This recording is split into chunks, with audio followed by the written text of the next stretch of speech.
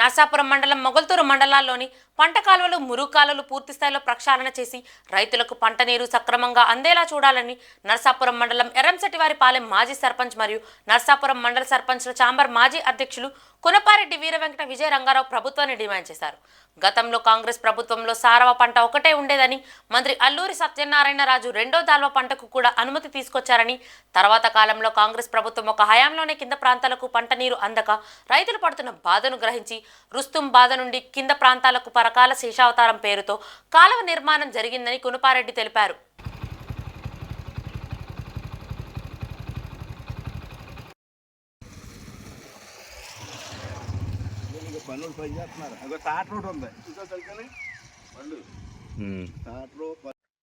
కూటమి ప్రభుత్వానికి నమస్కారం అండి.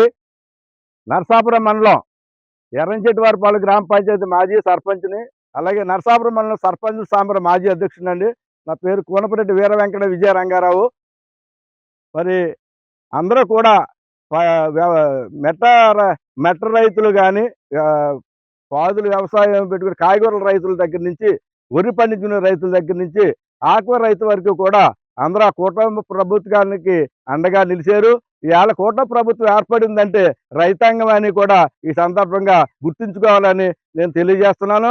మరి గతంలో కాంగ్రెస్ ప్రభుత్వంలో మరి ఇక్కడ నా కింద ఏరియా అంతా కూడా సారవా ఉండేది, సారవా పంట ఉండేది, దాలవా ఓడ్చడం లేదండి.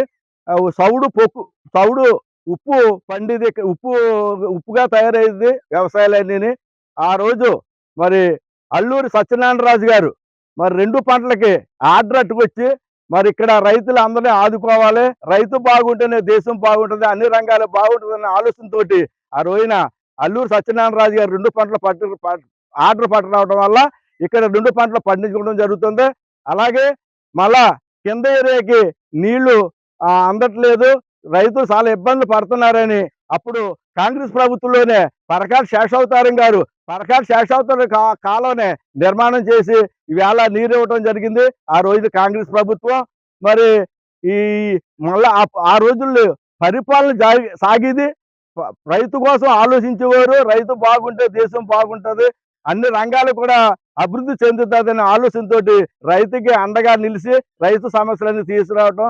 అప్పుడు ఆ రోజుల్లో పరిపాలన సాగేది, కానీ ఈ రోజు వ్యాపారం సాగుతుంది, వ్యాపారం అయిపోయింది, అది పరిపాలన లేదు.